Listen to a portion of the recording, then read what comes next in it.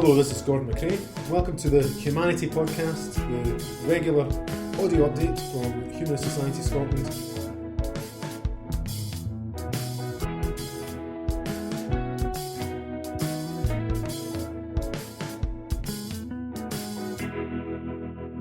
In this episode, we hear from Gordon MacRae and Gary McLelland about our judicial review case, speak to Claire Cassidy about philosophy with children, and look back at our former Policy and Campaigns Intern, Larissa Sterchi's work on the Secularity Index.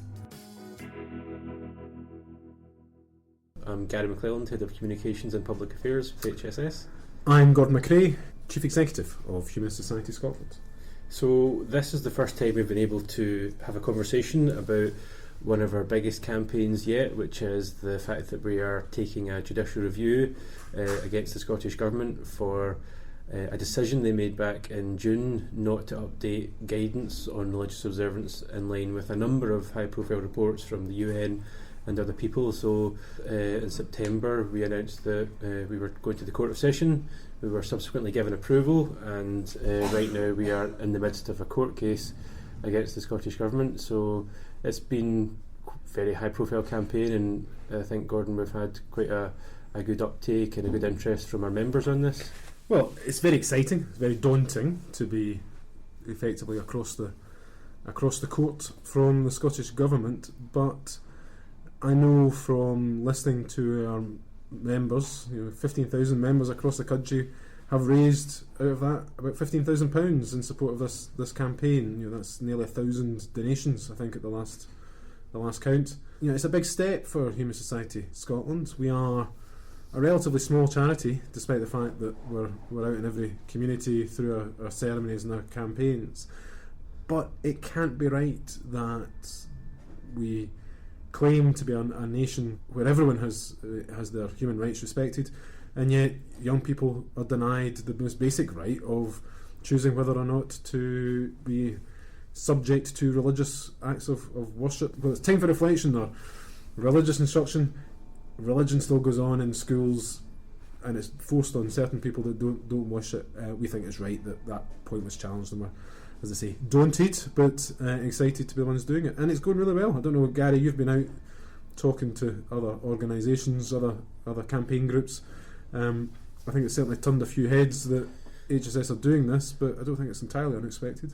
Absolutely, it's the reception from other campaign groups and even legal professionals has been very encouraging. I mean, I was at a conference last week looking at specifically using litigation and children's rights, and this is seen now as one of the three major cases in Scotland in which the court process is used to effectively hold the government to account, because it's useful to remember as well that Scotland is a bit of an anomaly, certainly in the British Isles, in the fact that down south senior pupils can opt out of religious observance or collective worship, as they call it, whereas in Scotland children don't have that right, and it does seem to be a bit of an anomaly to me. And I think it's always important to remember, I think you get bored of me saying this, but every state school in Scotland is a faith school of one flavour or another, and in that context it's vital that young people have the right to exercise their own human rights, and the right to freedom of religion,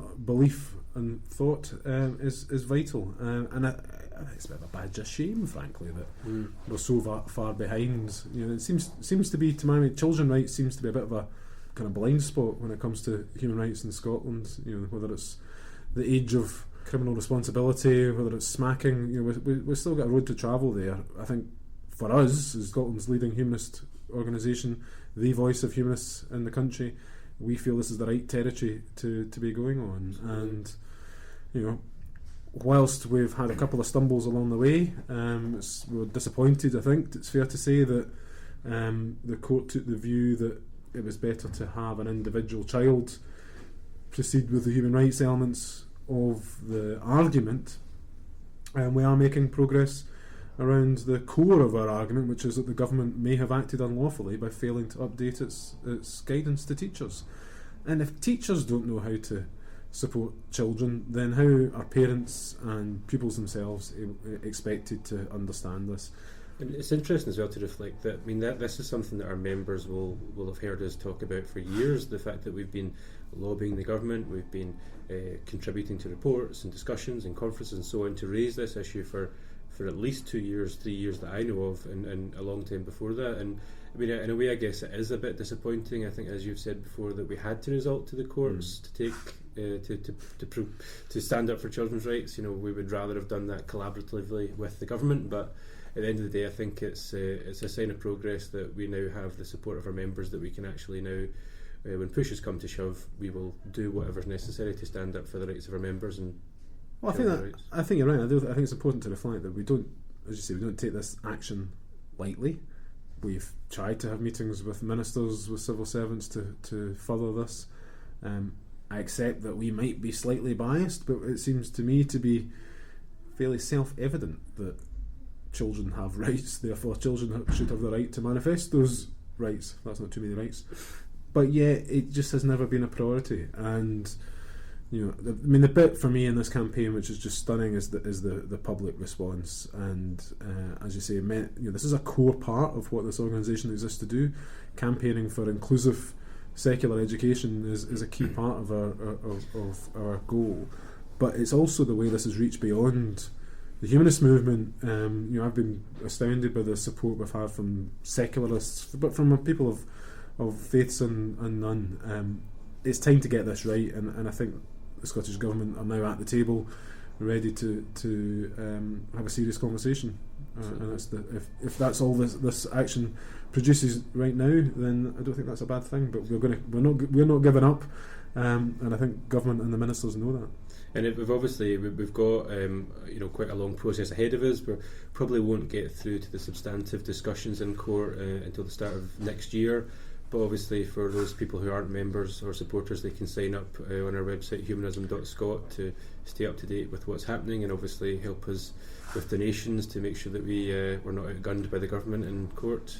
And sometimes you get a bit shy about asking people for money time and time again, but I think this is an exceptional occasion. This is the first time, actually only the third time, any organisation's tried to further children's rights through the courts, and it's not the first time we've done it.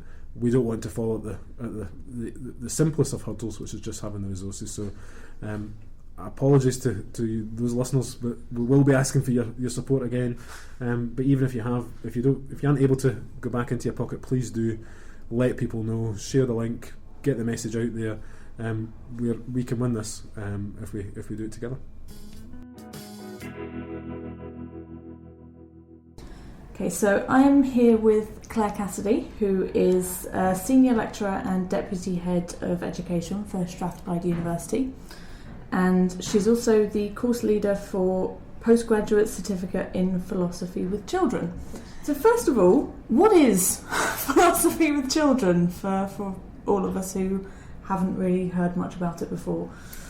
Okay, so there's philosophy, I suppose, as we would describe it in an academic sense, which is learning about ideas, learning about other people's ideas, that asks questions that relate to things like science or metaphysics or knowledge or justice or truth and so on. But when we're at university, what we tend to study is this history of ideas. It's an academic, formal philosophy. Philosophy with children, on the other hand, is practical philosophy.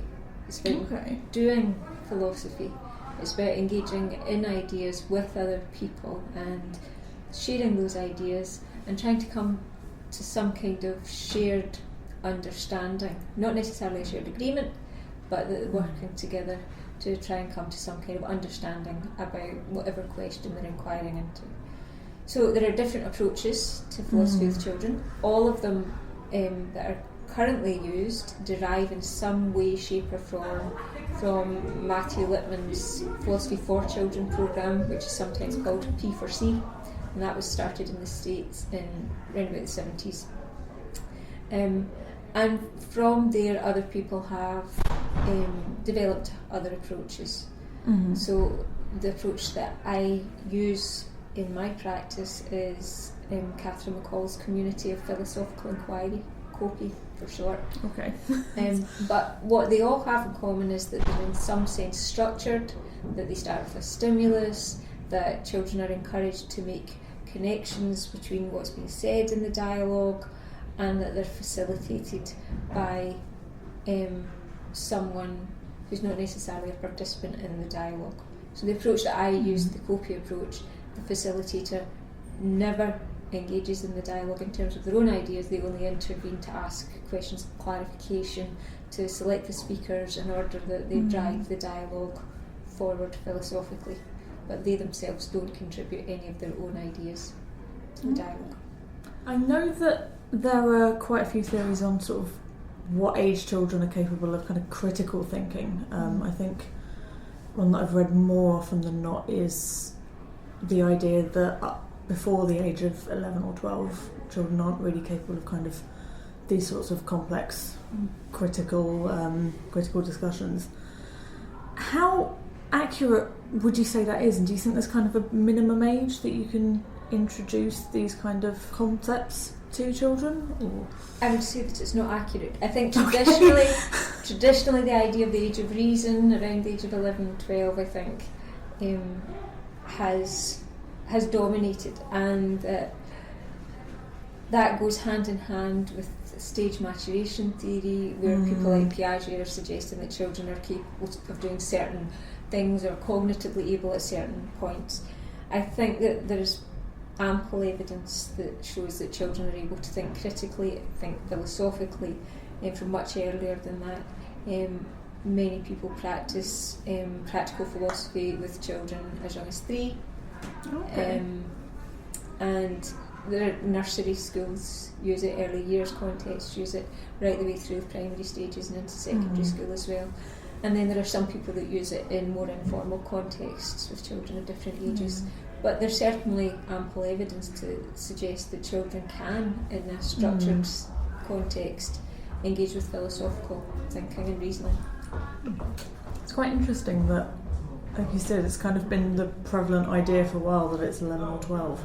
Yeah. And I'm not entirely sure why that stuck around for so long, but... I don't know why it's stuck around. I suppose people haven't challenged it, might be one reason. Maybe it's also a convenient thing that we hold that, because then we can exclude children from certain things if we don't think that they're reasoning individuals.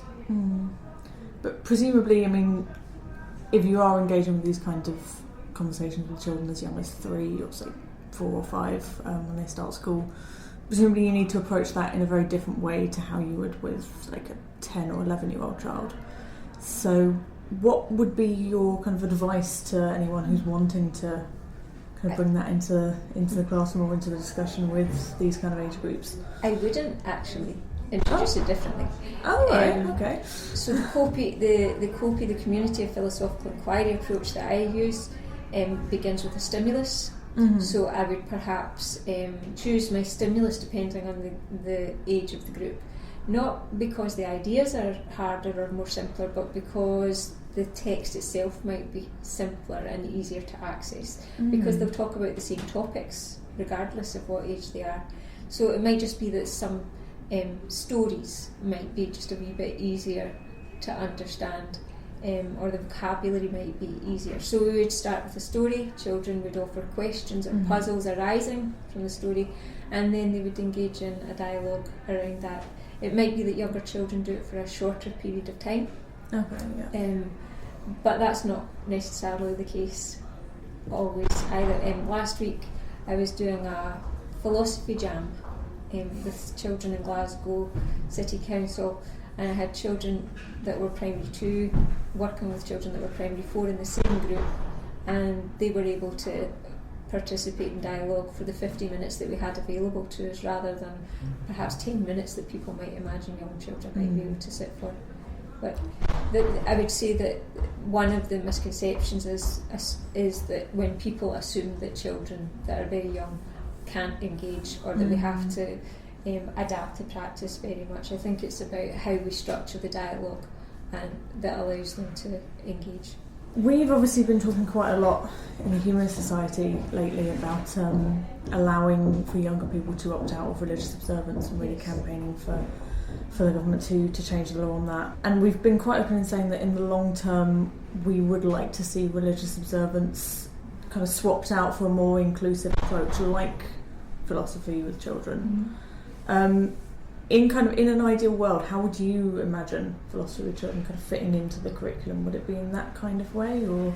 I think philosophy with children fits in all areas of the curriculum, which makes it then easy to articulate with the religious moral education dimension of the curriculum.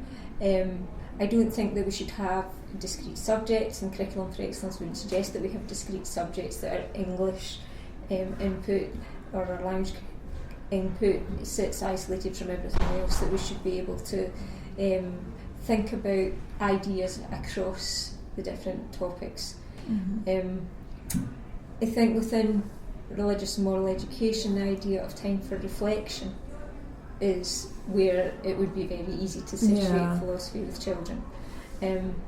And all the documentation around time for reflection suggests that it's about creating people who can think critically, it's about embracing other ideas, it's about experimenting with ideas, challenging ideas, being respectful of other ideas, learning to question and challenge one's own thinking and challenging the thinking of others, but in a manner that demonstrates a caring ethos, an interested ethos, and an inclusive ethos. And I think in terms of inclusivity, philosophy with children doesn't have any barriers in terms of children's age. It doesn't have any barriers in terms of their so-called academic abilities. All children, regardless of age and ability, can participate. And I think through something like philosophy with children in time for reflection, I mean, by definition, philosophy is reflective.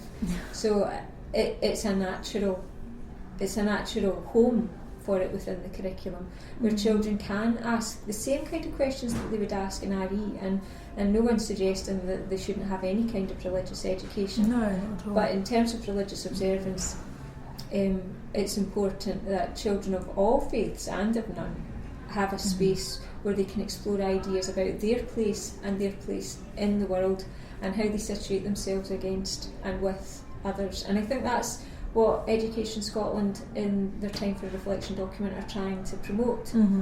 And philosophy with children, I think, is a really helpful tool for that, because it's a safe and structured context where they can try out ideas, where they can hear what other people think, but it helps them come to some kind of reflective understanding of themselves and how they sit within society.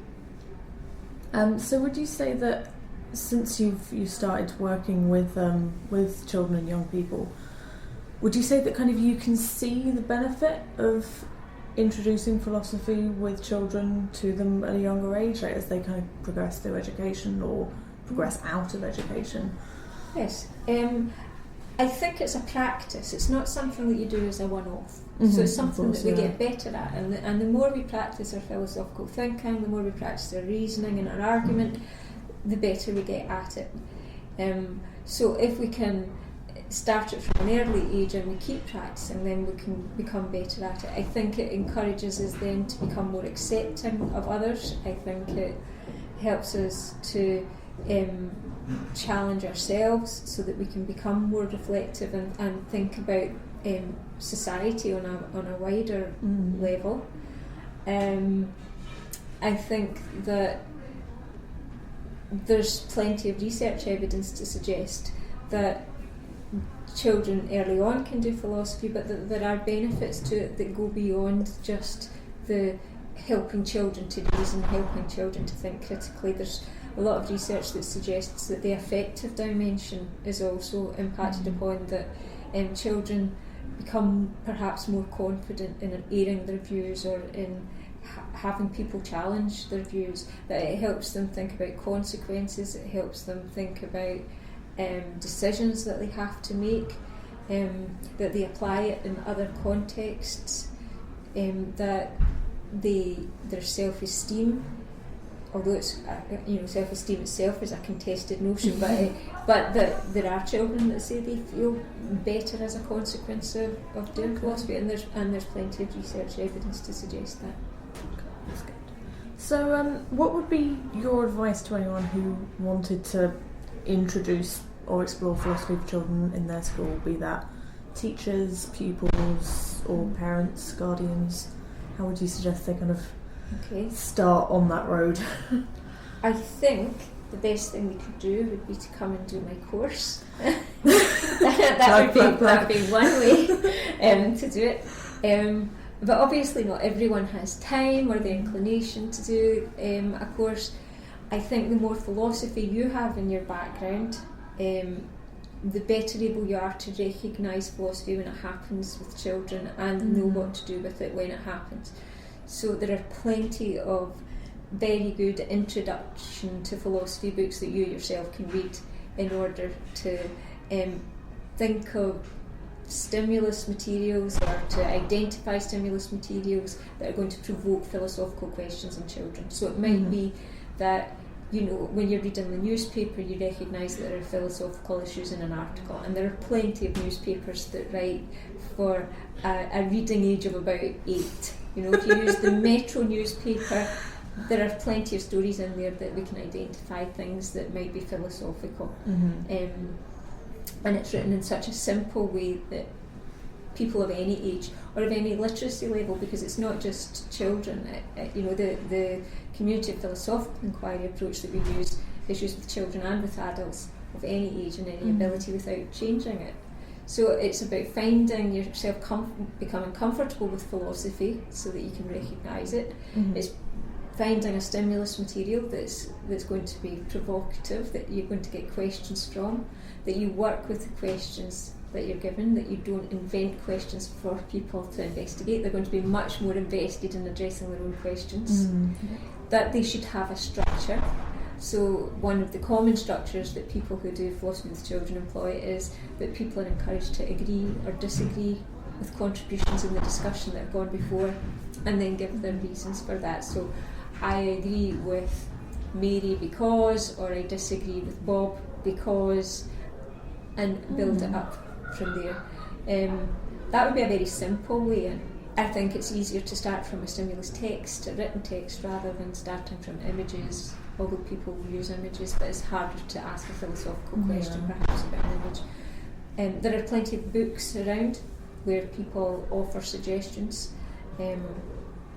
You can find things online if you Google philosophy stimulus or philosophy stories or philosophical stories for children, you'll find things there. But it's about creating the right environment where they're able to read a story or have a story read to them, ask questions, and then give them some kind of structure to help them have that discussion. And the hardest thing for the adults in that context is to stop talking and let the children talk without too much intervention, and that the adult is really there to try and push the dialogue. So they might ask questions like, can you say a bit more about that? Or what do you mean when you say X? So the adult's voice should be the one that we hear least. Okay. Are there any particular reading recommendations or podcasts even? There are some nice podcasts from Nigel Warburton that are introduction to philosophy type things for people trying to get their head into doing philosophy themselves. So if they want to facilitate it, then it would be a good idea for them to have that in their background. So Nigel Warburton, he also does some good books. There's a very nice series on the BBC website, and I'm trying to remember what it's called. If you go onto the BBC children's section of the website and you find, if you put in philosophy, you would find things there where they've got the ship of Theseus, for example. So it tells a little story, it's got cartoons, and then it poses the questions, the philosophical questions for the group, and then you can see some children having dialogue and so on. So that's quite a nice resource. Robert Fisher's got books called Stories for Thinking, and within that some of the stories are quite nice. He also gives questions. I would suggest, rather than working with the questions that are given, I would always ask the group to provide questions, and then I would choose the question I thought was most philosophical, really, or that offered the most philosophical potential. Okay. Well, Thank you very much. I think that's given us and our listeners as well probably quite a lot to go away and investigate. And thank you very much for sitting down and talking to me. Thank you. And if anybody's interested or wants help, I'm more than happy to be consulted, I suppose. Happy to share my email address if you like. I've been here for 4 weeks. A graduate from the University of Edinburgh doing history and politics. So politics was mainly useful for this, actually. History was not. But yeah, working on 2 projects, Secularity Index, which I'll be talking about mainly just because it was a much larger project. Systematic approach is it's just the way that we can measure secularism and how I've kind of created a framework building on John's work already. And Europe means the Council of Europe States, which is 47 members. It's quite a lot. So these are the criteria that John and his working group have come up with. So the legal system, financial privilege provided to religious organizations, the influence on children's development and public education, public policy in relation to women, public provision of health and social care, and specific human rights, and the provision of media. And what was existing was that states would receive something looking like this, which is, this is the legal system one, and they would say, our churches are state formally separate. So they would be separate and free from, so religion was not influencing the state whatsoever. However, what the working group started to find out was that there were differences between theory and practice. So, like Scotland, there's a blasphemy law in theory, but it's not used in practice. So how do we account for those differences?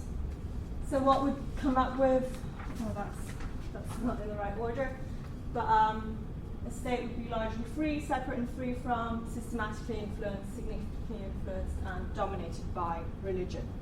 But what I found was that it was quite difficult. So say 2 organizations were filling out a survey, and one said Austria is largely free, and the other one said it's systematically influenced by religion. What happens then? Who judges which one we go for? So which bracket will Austria be placed into? So we needed a numerical value, basically. And that's what I came up, so that's what it would end up looking like in beta version 5. And there had always been talk about doing a numerical value, so a 1 to 5 scale, 1 being it's completely free from religion, or 5 being it's dominated by religion.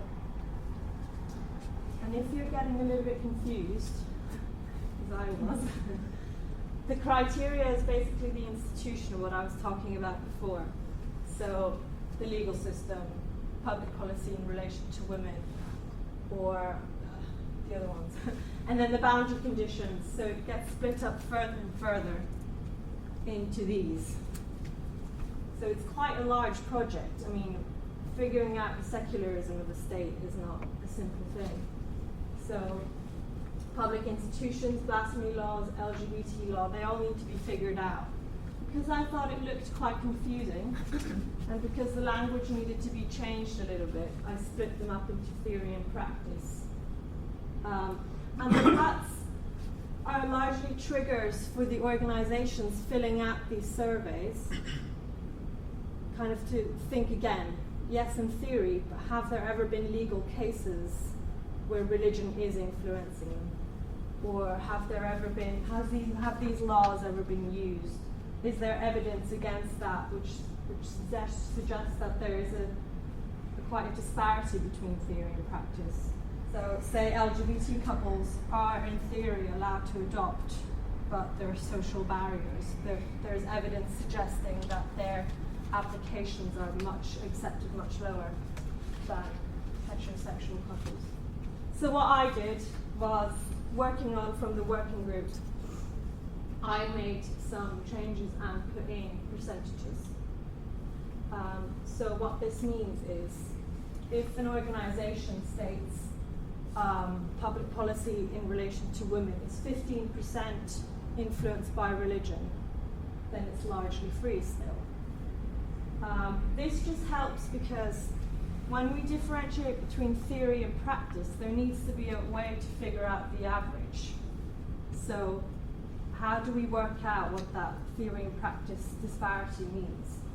And then again, how do we work out several organisations' responses? If one says largely free, but one says dominated by, what do we do then? A numerical value can fix that, because we can work out the average.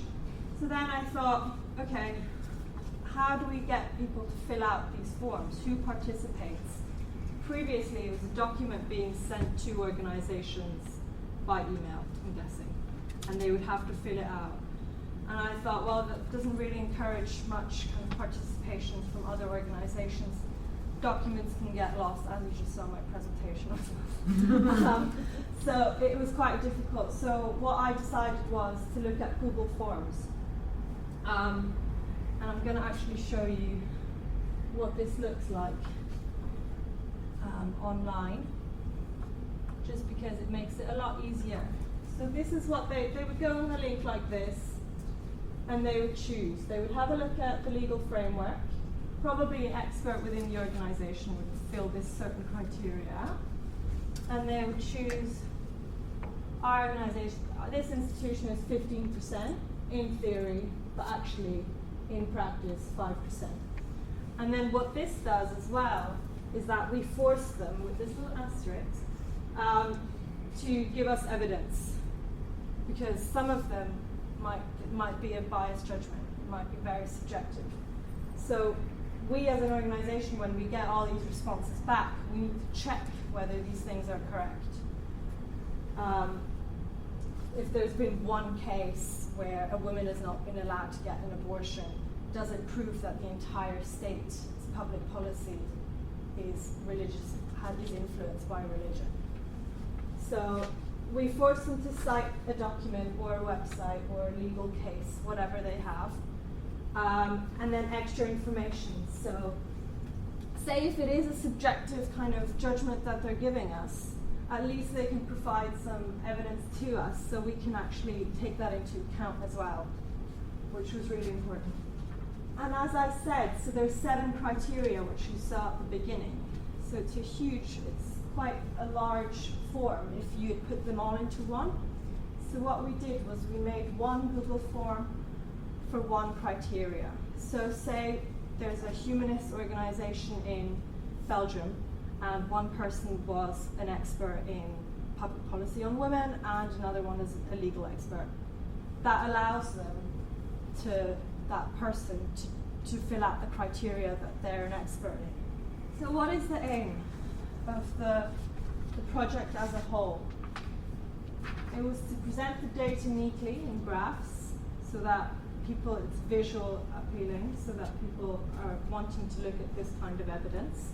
So academics, scholars, students like me, I would have looked at this stuff for essays and dissertations.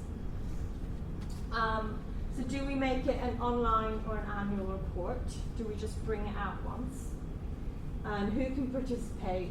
And what about making amendments to the criteria? This was quite important to me because I saw a few flaws within the criteria and the language. And I thought, as an organisation, I would like to have an input in what goes next. What can we change about how we measure secularism? So what I did was created a website, because that would allow us to present everything at once.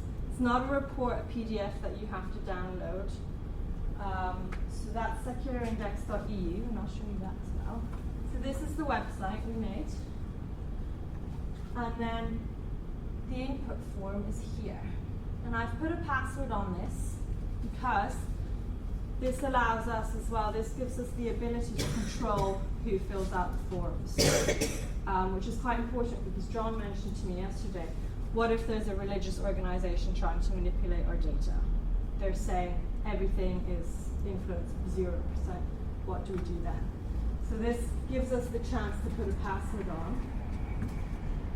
But I think this needs to be tested to see whether there are religious organisations who actually want to manipulate our data. So if there aren't any, we can remove the password and make sure. So here are all the criteria that member organisations can fill out. So it gives us a nice way to present the data that we're going to create, because I think that's important. You want it to be seen at the end of the day. Also, it gives us the capacity to circulate the index a little bit more. So say we're trying to get some publicity around it. We really want maybe the EU to look at it, just bigger organisations to see what we've done and take these things into account.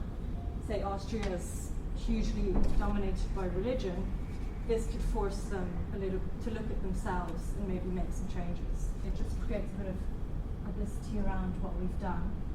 How do we present the data?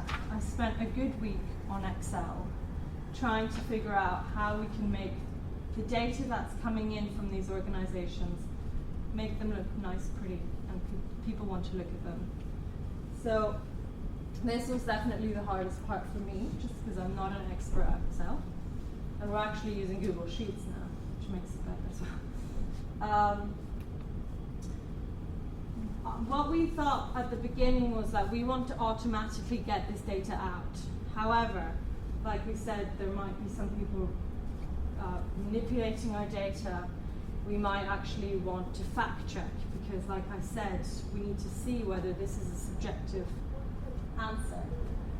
So actually, we didn't want to automate it straight away. So we kind of decided that somebody will look at everything, see if it's correct, see if there's any anomalies, and so on. Also, like I said before, who better to spot the mistakes and potential improvements than those who have just completed the survey? I think this is really important, because it lets you be a little bit more involved in the whole index. So whoever's filling it out, they may have spotted a mistake, they think that something else needs to be included, maybe more laws on transactional, influenced by religion, those kinds of things. And then the website makes this a really good place to kind of bring this out as well, because it's just one click, and they can submit an amendment which gets sent to us by email, and we can have a look at it. So that's much better. This is kind of that was all of Secularity Index. I'm going to talk about my second project, which was coordinating with IHU, which is the International Humanist and Ethical Union, mainly Bob Churchill actually. And it was about how do we deal with assistance requests for visa and asylum from persons whose lives are at risk. So quite a serious kind of thing to throw at me when I got here. So cases are extremely varied as well. So we couldn't give them general advice. So that was quite important. Political climate in Europe and surrounding immigrants. So it's quite weird telling them, look, visa applications are not. It's difficult to get one. Limited knowledge and lack of information. There's no websites that are saying, look, this is how you claim asylum. This is the best way to get a UK visa. It's very limited kind of information out there. So what I did, I created some resources. I looked at the visa application process, kind of had to read in between the lines, see what they don't like, see what they like. It was kind of, I put myself in the place of an immigration officer, which was quite strange too. What would I like if I saw this application? So I created some resources going through the steps of the UK visa application process and put it into very simple language, because they're mainly, Bangladeshi, Middle East, Asia, so you don't want to give them the British jargon of legislation. So that's what I did first. And then kind of figuring out ways to go about the system. So from what countries can you fly to Britain without being checked for a visa at the airport? Because we don't realise this as EU kind of citizens, but yet. Kind of where can you go into an airport and end up in London Heathrow and claiming asylum there, rather than going through a visa process, which you might get rejected from, and then claiming asylum once you get to the UK, so it was a bit tricky. And then I created a kind of flowchart. So say we got a case for someone looking for assistance. What steps would the organisation have to go through? What do they need to consider? Is this person someone we can kind of publicly out? Is that something we should do? Those kinds of things. Yeah. And also a list of questions. It's really difficult dealing with this, but are they actually the type of person who kind of will get a visa?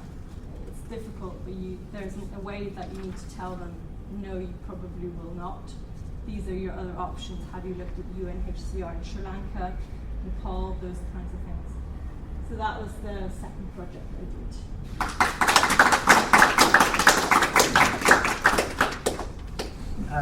I want to thank Larissa on behalf of the board of Humanist Society Scotland, the staff, and also you people who've shown an interest today. I cannot imagine, I'll tell you a little story in thanking Larissa. Until Esther Witz, who's the Dutch woman on our working group, joined us, we were 4 old men. All of us were in our 60s or later. And after a series of health scares last year, somebody, if you know him, Neil Anderson, who works for Humanist Society Scotland as a celebrity, he said, I don't think you should call this the Secularity Index group. It should be the Senility Index group. And what Larissa has brought in a very few quick weeks is a knowledge and an understanding that comes from, if you like, her own educational and own personal background, a remarkable ability to synthesize, if you like, knowledge and information systems, and to give us the possibility of working with those information systems such that what we can develop with the Secularity Index is something that is sustainable and is survivable, if I can put it that way. She obviously hasn't cracked it all. We've still got 1 or 2 things, but she's got this afternoon if she can. But I do want to thank you very much, Larissa. There's a little card, and that's for you.